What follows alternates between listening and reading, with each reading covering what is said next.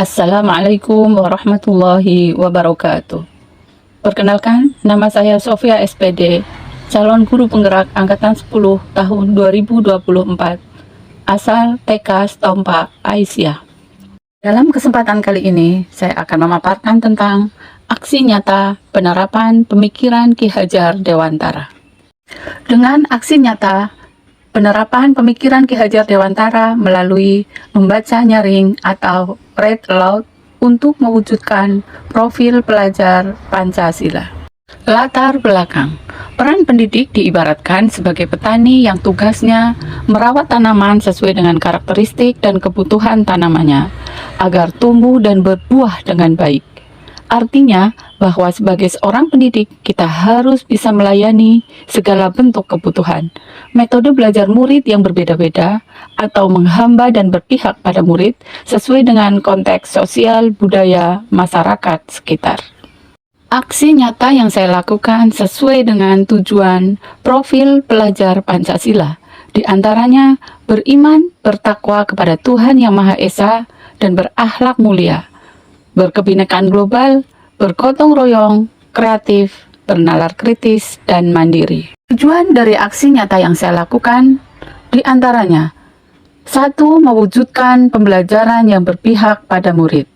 2. Menciptakan suasana pembelajaran yang menyenangkan dan sesuai dengan konteks sosial budaya masyarakat dengan cara membaca nyaring.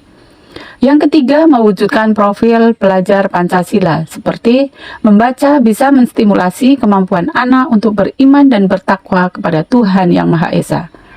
Membaca bisa menstimulasi anak berkebinekaan global, membaca bisa menstimulasi anak untuk bergotong royong, membaca bisa menstimulasi anak untuk bernalar kritis, membaca bisa menstimulasi anak untuk kreatif, dan membaca juga bisa menstimulasi anak untuk belajar mandiri.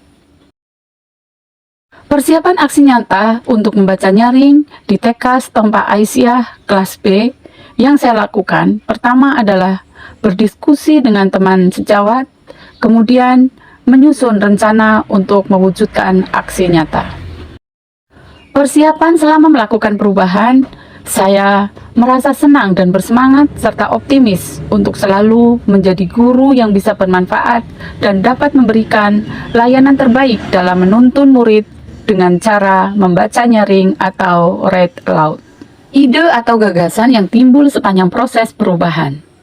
Saya harus memberi fasilitas dan contoh kepada murid dengan cara menyediakan buku-buku bacaan, memberi fasilitas penyimpanan berupa rak buku, agar buku tersusun rapi setelah murid membacanya.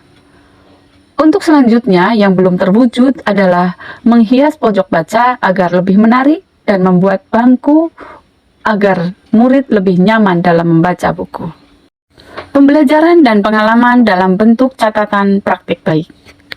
Awalnya di sekolah saya belum mempunyai buku bacaan yang bisa kami gunakan untuk menunjang pembelajaran membaca nyaring. Tantangan yang saya rasakan susah di saat ingin membacakan buku terhadap murid. Aksinya, saya berusaha untuk membeli buku semampunya, meminjam dan menerima bantuan baik dari Kementerian Pendidikan maupun dari Zikma dan Tanzima. Akhirnya kami mempunyai pojok baca yang awalnya hanya di kelas B, sekarang sudah ada juga pojok baca di kelas A walaupun belum sempurna. Foto bercerita dari seluruh rangkaian pelaksanaan.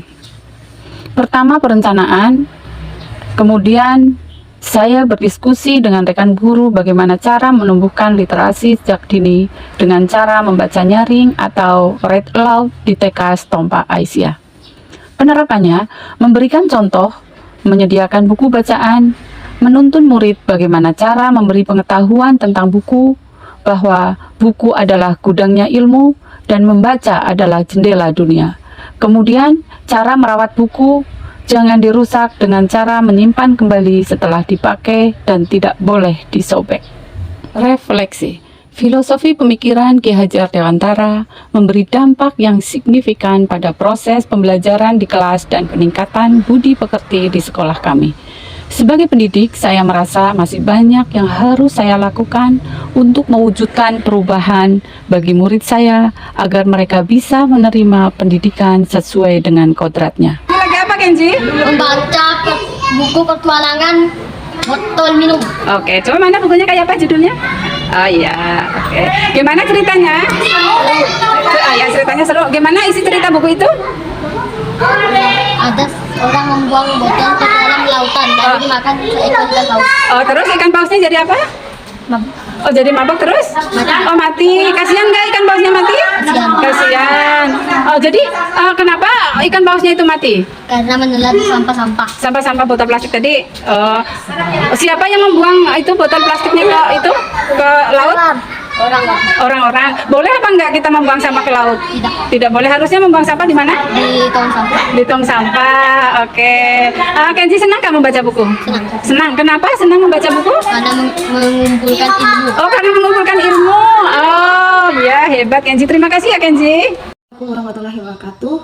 Dengan adanya aksinya taman bacanya yang dilakukan Bu Sophie di sekolah kami, yaitu TK Aisyah Setempat, saya merasa mendapat ilmu yang dapat saya praktekkan kepada anak-anak. Dan untuk membantu saya dalam mendidik anak-anak, mengetahui karakter cerita yang diceritakan tentang baik dan buruk, sesuai dengan tokoh yang diceritakan.